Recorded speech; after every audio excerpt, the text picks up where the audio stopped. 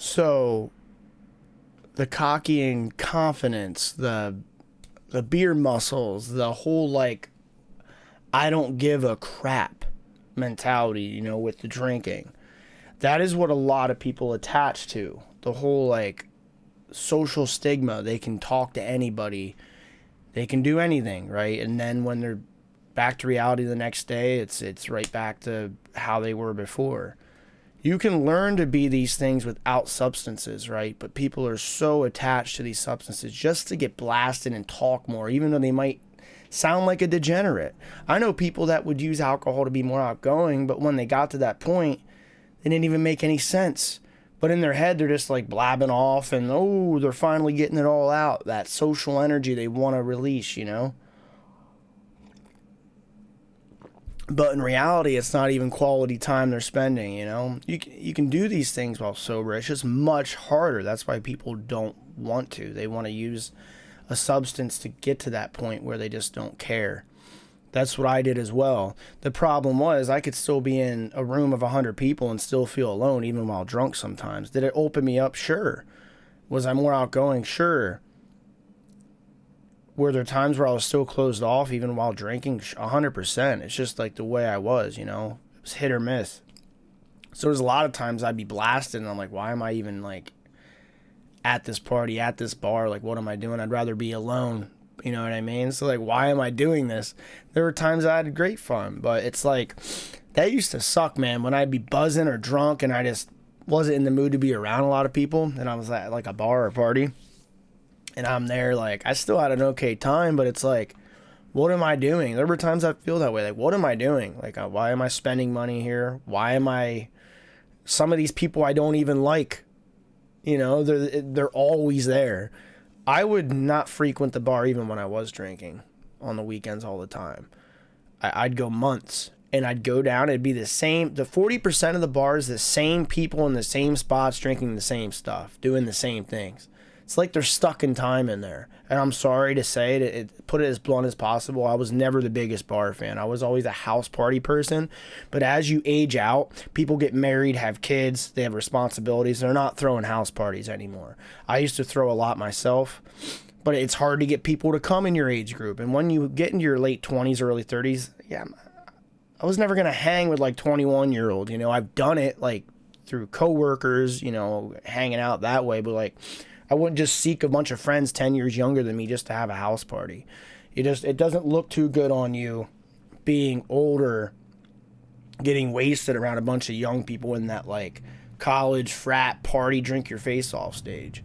That was never appealing to me. Did I want to? Sure, it would have been fun. I just knew it wasn't appealing. Didn't look good, right? And there's people that do it. No hate. I'm just saying it's probably still fun. It was just never for me. But yeah, I'd catch myself down there like, man, what am I doing? Like, I always had it in the back of my head, like, I want to be sober. I don't want to do this. But the thing is, in suburban areas around where I live, that's all people do. They go to the bar when they have free time. They drink. They're camping. They drink. They're having like a party. They drink. What everyone wants to do, it's drink, And when you're trying to get sober, that's a big issue. Like, everyone just wanting to drink. Alcohol readily accessible at every corner store. You're trying to just, like, go and have fun in an event, and people are like, oh, is there going to be alcohol there? Oh, I'm going to bring beer. That's what everyone wants to do. And once you lose contact with a lot of those people, it'll sort of fade out. Like, I don't deal with it anymore because people I used to drink with all the time, no hate on them. They're most likely still doing it, and they have no inkling to get sober, and they're going to get old doing this. It just is what it is. And it's you have to accept that. I don't talk to them about getting sober, and they don't mess with me to drink because I would decline them, or it's been so long that we just faded out. And they're drinking buddies. I made a video on this. Go back and check it out. It was a while ago when I first started talking about sobriety on my channel. You're going to lose contact with a lot of people that are your drinking buddies. They're not your real buddies. You might think they're your friends, but they fade out. They sizzle out, man. And I don't miss it. I remember when I was trying to get sober, I'd be a few weeks in or a few months in, and I I'd test my fate with people. Like, people I knew were going to be drinking, I'd be like, hey, what are you up to tonight? Knowing they'd be like, oh, I'm going to the bar. You want to come? And it would give me a leeway into like, oh, yeah, I guess I'm going out tonight and I would drink again. I used to do that. I'm sure some of you do that too. You'll be like, asking certain people those questions, you know what they're going to say. And you know it's a leeway into going out with some people to drink. I used to do it. I'd be like, I'd message like 4 people. I knew that's what they were doing. And I knew their response, unless they were busy, there were nights where they'd, oh, I'm busy, I'm not doing this, blah, blah, blah. And then I'd be like, oh, okay, good, I guess I'm not drinking. But I knew where the message would lead to every time. You can probably relate to that. And yeah, you know what you're trying to do. You're trying to drink in the end. You're hoping they may be busy, so then you don't have the option to, but you know it's going to lead there. Oh, I'm drinking. You want to chill? I'm drinking. You want to come over? You want to go down to the bar? You're like, yeah. And then you go and do it.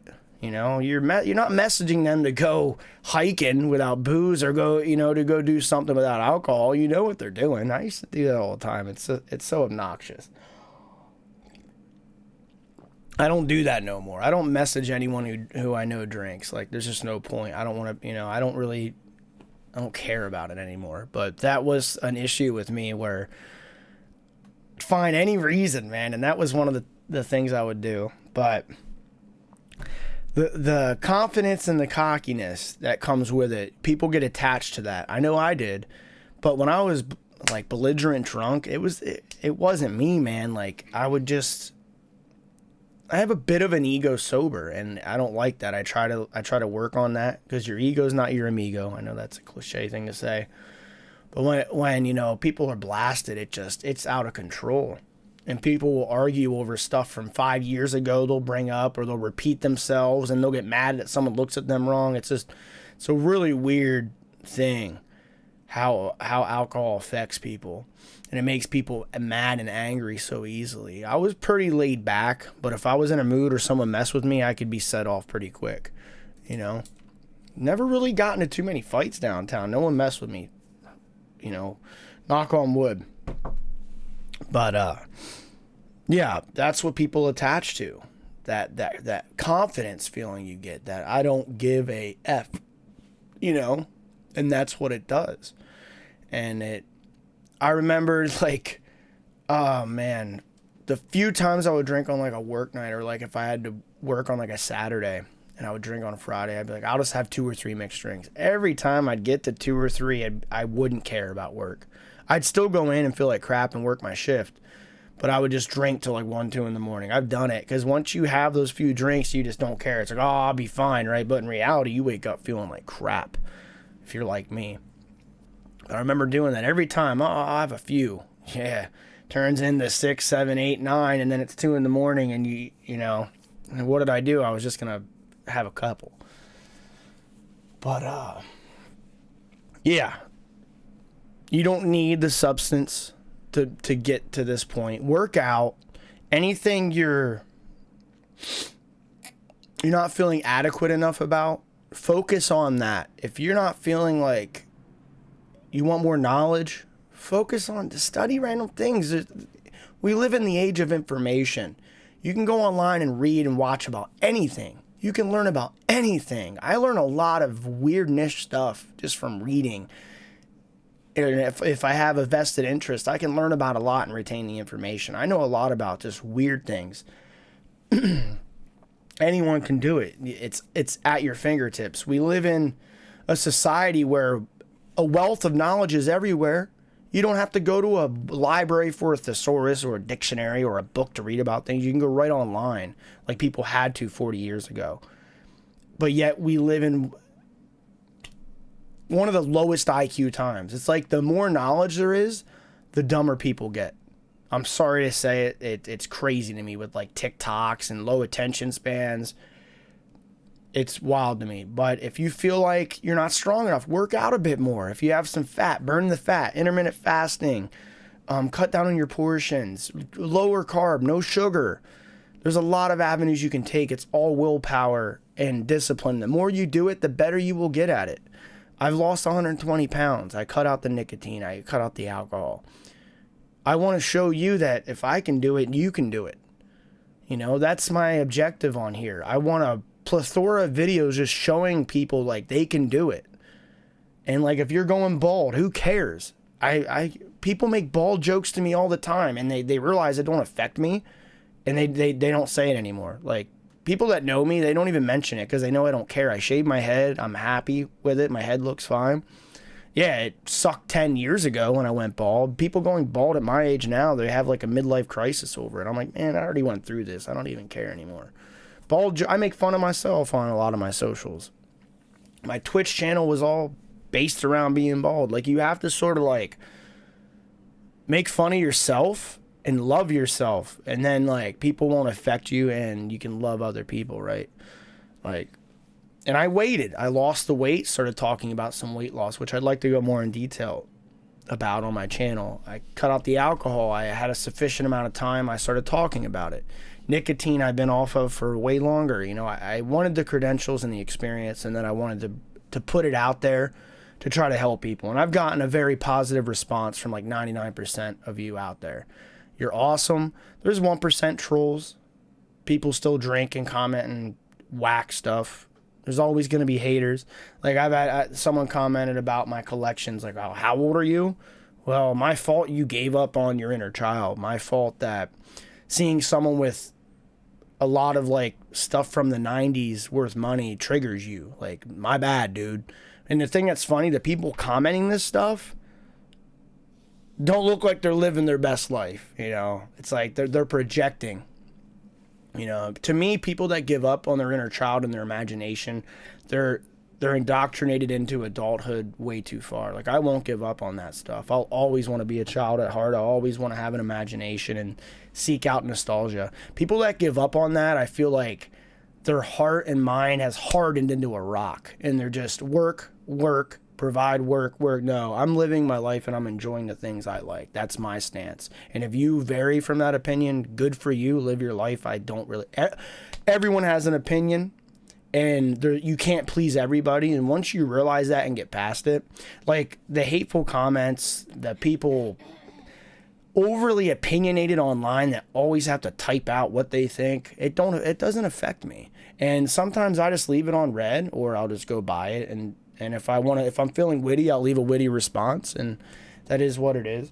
But I'm going off topic again. Everyone's entitled to their opinion. In the internet, you can go to a puppy photo on Facebook and people are arguing in the comments. It's just the era we live in with social media. Everyone has an opinion. Everyone's clout chasing. Everyone wants to be the next TikTok star or big YouTuber. I never really cared about that stuff. It is what it.